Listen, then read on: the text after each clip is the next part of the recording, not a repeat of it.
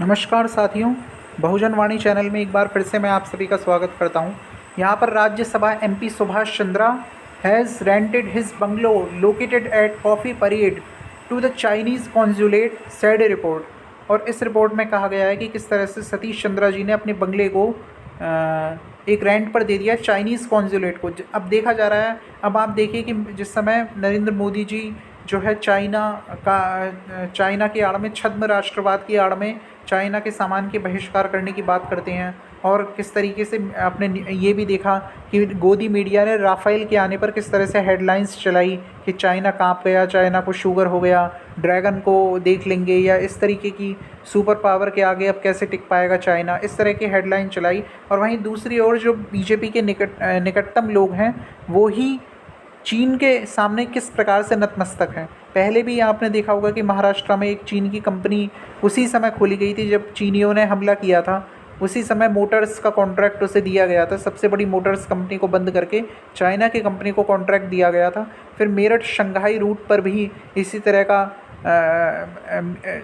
Shanghai harbour limited को Meerut rapid train के जो कंस्ट्रक्शन का कार्य है उसका ठेका दे दिया गया था। तो इस तरीके से चीन को करोड़ों रुपए का ठेका पहले भी मिलता रहा है। डोकलाम में जब चीनी सेना आगे आ गई थी उस समय भी सरदार पटेल की मूर्ति का काम जो है चीन के द्वारा ही कराया गया था। और अब तमाम तरह के ऐप्स को बैन करके ये एक केवल दिखावा किया जा रहा है कि हम देखिए चीन का कितना बहिष्कार कर रहे हैं, ये है वो है। और आप यहाँ देख सकते हैं कि किस तरीके से राज्यसभा के जो सांसद हैं इनके बीजेपी के सुभाष चंद्रा जी, उन्होंने देखिए अपना बंगला जो कि किराए पे दिया है एक चाइनीज़ कॉन्जुलेट को, जो कि उनका बंगला स्थित है कॉफ़ी परेड स्थान पर। According to a report by squarefeetindia.com, square feet India की ये रिपोर्ट है। The agreement between Subhash Chandra and Hong Jian, the vice consul for consulate general of the People's Republic of China was signed on June 29। इस तरीके से जून 29 को ये agreement sign कर लिया गया था बंगला देने का। The bungalow is located jolly maker one in south Mumbai coffee parade area. ये जो बंगला है ये जॉली मेकर वन जो कि साउथ मुंबई का कॉफ़ी परेड एरिया पर है, वहाँ पर स्थित है। The rent agreement is for 2 years starting from July 1, 2020 and ending on June 30। तो इस तरीके से आप देख सकते हैं कि लगभग पूरे 1 साल के लिए ये बंगला इन्होंने किराए पे दे दिया है। किस तरीके से ये चाइना के आगे नतमस्तक है ये यहाँ पर दिखाया जा रहा है। और यहाँ पर आप देख सकते हैं कि किस तरीके से भारतीय सरकार निजीकरण कर रही है। 28 कंपनियां भारत सरकार बेचने जा रही है। सर्वसाधारणों को सूचित किया जाता है कि खरीद, ये एक तरीके से तंज किया गया है सरकार पर। यह आप देख सकते हैं कि कौन कौन सी कंपनियां जो है खरीदने के लिए सरकार ने, ये देख सकते हैं scooters India limited, bridge and roof company India limited, Hindustan news print limited, Bharat pumps and compressors limited, cement corporation of India limited, central economics limited, Bharat earth movers limited, ferro scrap Nigam, Pawan Hans limited, air India और उसकी 5 सहायक कंपनियां और संयुक्त उद्यम। तो इस प्रकार से HLL लाइफ केयर, इस तरह से इतनी कंपनियां। ये देखिए कि आप कहने को ये सरकार हैं और निजीकरण किया जा रहा है। क्या यही राष्ट्रवाद है? छद्म राष्ट्रवाद की आड़ में आप एक तरीके से राष्ट्रवाद को प्रभावी बनाते हैं। और इस तरीके से बाबा रामदेव की भी आप देखिए कि बाबा रामदेव को कर्जा दिया गया था 700 करोड़ रुपए का। वो कर्जा माफ़ करने के अलावा फिर 1100 करोड़ का रुपये का कर्जा उन्हें SBI ने दे दिया है, उनका माफ़ कर दिया है। क्या किसानों का कर्ज SBI कभी माफ़ करता है? या आम आदमी जो घरेलू लोन लेते हैं घर बनाने के लिए, अगर वो लोन ना चुकाए तो बैंक के बाउंसर्स उनके घर आ जाते हैं उन्हें मारने के लिए। लेकिन यहाँ पर ये जो सरकार के मित्र हैं, चाहे वो अंबानी हो, चाहे वो सुभाष चंद्रा जी हो, चाहे वो किसी भी तरह के, जो आप देख सकते हैं कि पहले भी ये लोग भगाए गए थे। ये नहीं है कि अडानी हो चाहे कोई भी हो, सरकार बैंक इनके लोन जो है आसानी से माफ़ करता है और किसी भी तरीके की इन्हें परेशानी नहीं होती, इन्हें फिर दोबारा लोन दिया जाता है। और वो लोन कहाँ से दिया जाता है? ये देखिए कि हम सरकारी कर्मचारियों की सैलरी में किस तरीके से डिडक्शन किया गया है और किस तरीके से जो है किसी का 1 दिन का वेतन काटा गया और जिस तरीके से सारे DA VA अलाउंसेस सब बंद कर दिए गए हैं काफ़ी लंबे समय के लिए। तो इस तरीके से सरकार के केंद्रीय कर्मचारियों का पैसा एक तरीके से इन उद्योगपतियों को दिया जा रहा है। ये एक तरीके से बहुत ही शर्मनाक एक बात कह सकते हैं हम। और ये देखिए कि बीजेपी के जो नेता हैं Delhi University clarified that Jharkhand BJP MP Nishikant Dubey's MBA degree is fake and demanded action from Jharkhand police. BJP party is full of fake degrees by God. इस तरीके से आप देख सकते हैं कि कितने शर्म की बात है कि यहाँ पर कि दिल्ली यूनिवर्सिटी ने ये क्लैरिफाई किया है कि जो झारखंड से बीजेपी एमपी हैं निशिकांत दुबे, उनकी एमबीए की डिग्री जो है फेक है।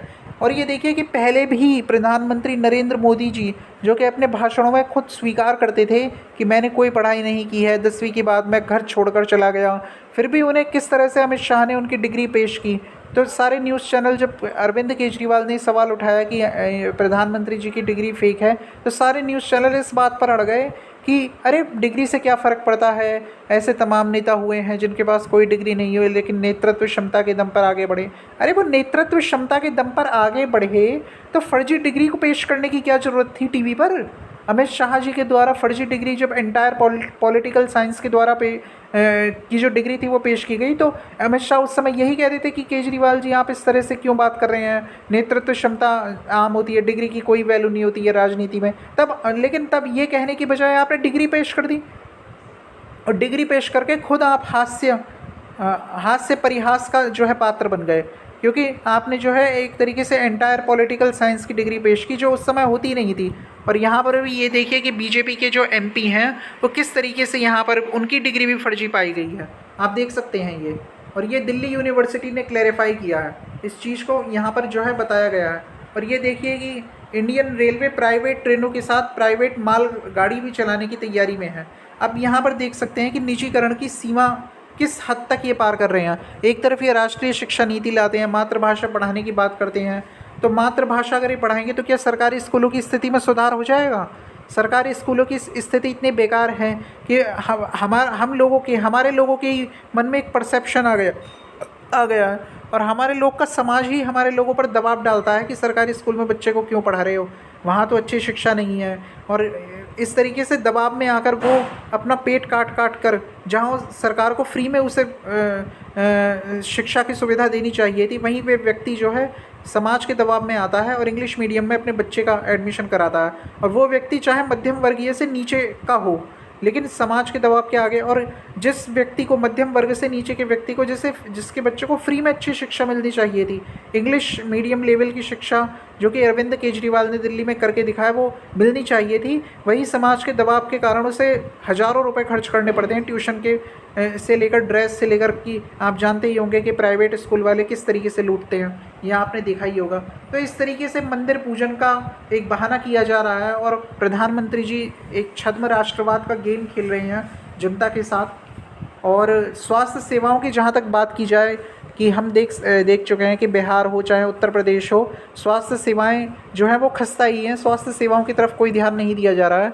और उसका कारण यह है कि स्वास्थ्य सेवाओं की तरफ ध्यान देने से कभी किसी भी पार्टी को वोट नहीं मिलते हैं, तो इसलिए स्वास्थ्य सेवाओं पर उतना ध्यान नहीं दिया जाता जितना मंदिर पर ध्यान दिया जा रहा है। भले ही मंदिर में एक तरीके से मंदिर के पुजारी कोरोना से पीड़ित हो जाएं, लेकिन फिर भी ध्यान दिया जाएगा केवल मंदिर के भूमि पूजन पर ही। और जहाँ पर भूमि पूजन किया जा रहा है वहाँ तमाम तरह के नेता जा रहे हैं, जहाँ नेताओं को शिलान्यास करना चाहिए अस्पताल का, वहाँ शिलान्यास किया जा रहा है, राम मंदिर का शिला रखी जा रही है, भूमि पूजन किया जा रहा है। तो एक तरीके से जो अस्पतालों की जो खस्ता हालत है वो आप यहाँ देख सकते हैं इस वीडियो में। ये डेड बॉडी पड़े हुए हैं जो कि यहाँ से हटाया नहीं जा रहा है। ये देखिए डेड बॉडी को हटाया नहीं जा रहा है, ये कपड़ा पड़ा हुआ है डेड बॉडी का, बोलने के बाद भी नहीं हटाया जा रहा है। Ward number 9 emergency ward, seat number 21।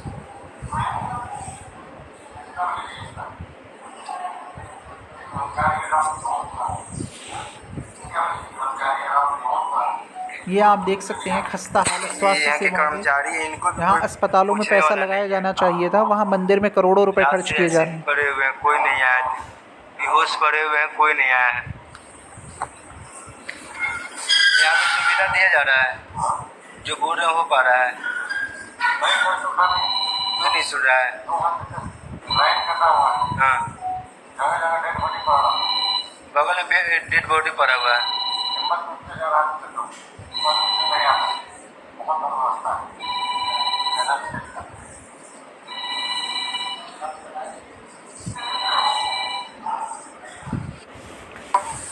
मर जाएगा आदमी। मतलब यहाँ पे क्या देखिए क्या हो रहा है। NMCH देखिए, ये देखिए आपने किस तरीके से खस्ता हालत जो है अस्पताल की देखी। अब देखिए कि किस तरह की सलाह दी जा रही है, हनुमान चालीसा पढ़ लीजिए उससे कोरोना चला जाएगा, या एक भाभी जी छाप पापड़ बीजेपी के विधायक ने तैयार किया है उसे खाकर जो है कोरोना चला जाएगा, इस तरह का यहाँ पर किया जा रहा है। तो आप देख सकते हैं कि जहाँ साइंटिफिक टेम्परामेंट की बात होनी चाहिए, ये हमारे संविधान में भी लिखा हुआ है, वहाँ हनुमान चालीसा पढ़ के कोरोना भगाने की बात की जा रही है। निश्चित रूप से बड़ा ही हास्यास्पद लगता है सुनने में। और स्वास्थ्य सेवाओं की ये देखिए कि किस तरीके से क्या यहाँ पे मरीज को कहीं पे लेटा दिया जा रहा है।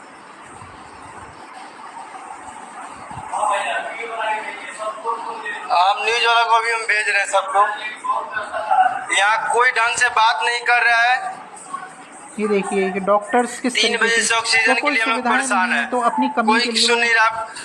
कंट्रोल रूम भेजे, कंट्रोल रूम भी गए, किसी का बात नहीं चल रहा है यहाँ पे।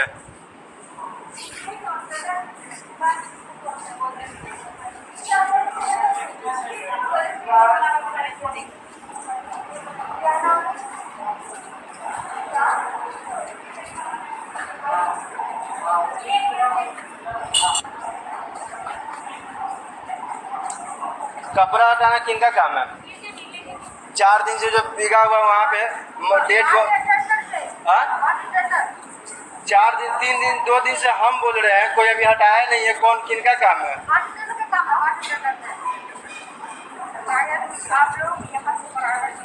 नहीं जाएंगे मैम, 3 बजे से परेशान है ऑक्सीजन के लिए। पेरेंट्स मर जाएंगे तो हम कुछ करेंगे। हाँ सबको बोल रहे हैं, तो बोल रहे हैं कि सुबह वाला को ले लीजिए।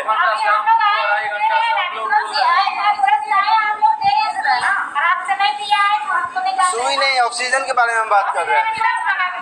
कहाँ से लाइएगा, है ही नहीं तो आप कहाँ से ला के दीजिएगा। 3 बजे से तो हम यही सुन रहे हैं।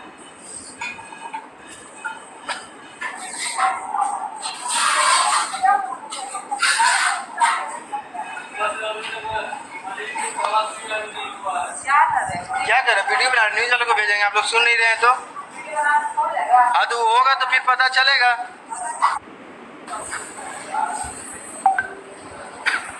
क्या दिक्कत हो रहा है आपको।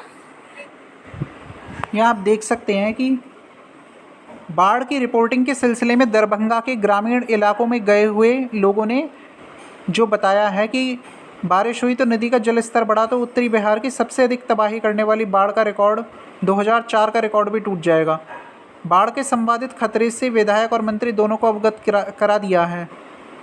अब यहाँ पर ये अस्पताल में देख रहे हैं कि किस तरीके से अस्पताल की कोई सुविधाएं अस्पताल में नहीं है और बाढ़ का भी खतरा बना हुआ है। तो निश्चित रूप से ये बहुत ही चिंता की बात है, लेकिन इस तरफ ध्यान ही नहीं दिया जा रहा बिल्कुल भी कि बाढ़ का भी खतरा है और किस तरीके से यहाँ पर इंस्ट्रूमेंट है, डेड बॉडी पड़ी हुई है, कोई उठाने वाला नहीं है, कोई बात करने वाला नहीं है। तो ये बहुत ही जो है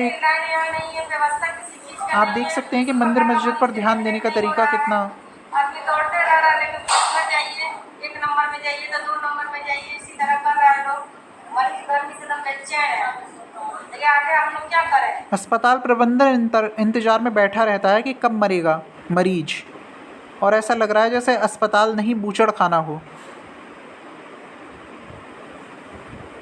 पत्रकारों को व्यवस्था देखिए इस तरह की बना दी गई है कि पूरा ध्यान जो केंद्रित किया जा रहा है वो केवल राष्ट्रवाद की एक चमक है, उसमें आप खो जाएं और आप कभी बुनियादी मुद्दों पर ध्यान ही ना दें। और बुनियादी मुद्दों पर आवाज़ ना उठाने का ही ये परिणाम है कि आज इस तरह की बात हो रही है।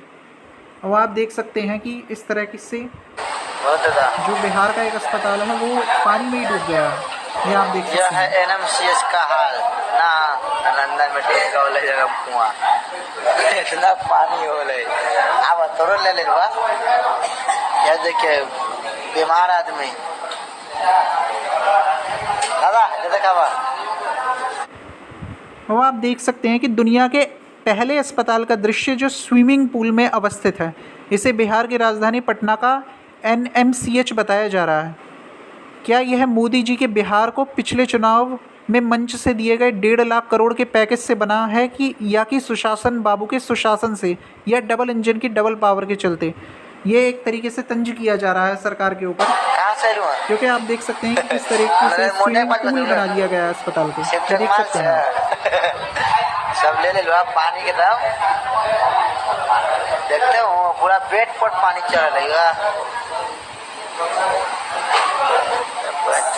ले लो, यही है एनएमसीएच का हाल जी। इतना बीमार आदमी पड़े हुए ऐसा ही नहीं। अब अच्छा ये देखिए कहाँ जाएंगे।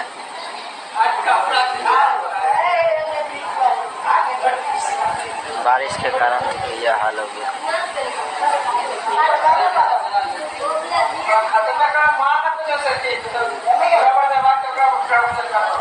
सांप आ गएगा, इसमें बिच्छा सांप सब आ रहे हैं। ये देखिए कि किस तरह की स्थितियाँ बनी हैं।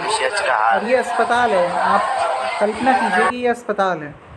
तो देखा आपने किस तरह की स्वास्थ्य सेवाओं यहाँ पर धता बताते हुए केवल राम मंदिर पर ही सारा ध्यान मोड़ा जा रहा है। केवल यहाँ पर जो रफाल विमान है उसकी चमक धमक दिखाई जा रही है कि उससे चीन काँप रहा है, जबकि चीन काँप नहीं रहा है। चीन ने तो बल्कि और लिपू लेक के क्षेत्र में अपने सैनिक बढ़ा लिए हैं। तो अब क्या मीडिया वाले जो ये कह रहे थे कि चीन थर थर काँपेगा जब राफेल आ जाएंगे, तो अब उन मीडिया वालों को क्या कहें, क्योंकि चीन ने तो फिर कब्ज़ा जमाना शुरू कर दिया है और नई समस्याएं क्रिएट कर दी है। तो अब यहाँ पर कि चीन को शुगर हो गया, पाकिस्तान को हलकान हो गया, या पाकिस्तान अब कैसे आंखें मिला पाएगा, किस तरह की हेडलाइन चलाई थी मीडिया वालों ने, ये आपको याद होगा 2 दिन पहले ही। तो आप देख सकते हैं कि एक और जहाँ मंदिर मस्जिद का मुद्दा उठाया जा रहा है, वहाँ बुनियादी जो आपके मुद्दे हैं, चाहे वो शिक्षा से संबंधित हो या अस्पताल, सबसे ज़रूरी तो अस्पताल है।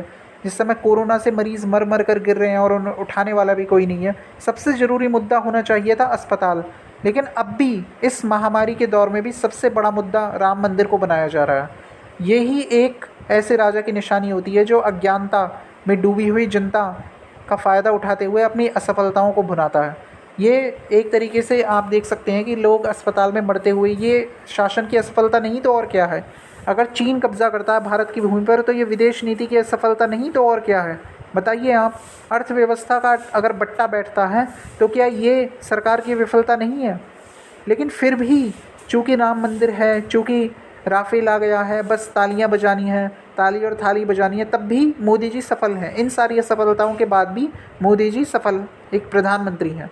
और यही जो है पूरा तंत्र साबित करने में लग जाता है, यही मीडिया साबित करने में लग जाता है। तो किस तरह से आप अपनी प्रतिक्रिया अवश्य दीजिएगा इस वीडियो पर, और आगे भी इस तरीके से आपसे रूबरू होते रहेंगे। फ़िलहाल के लिए धन्यवाद।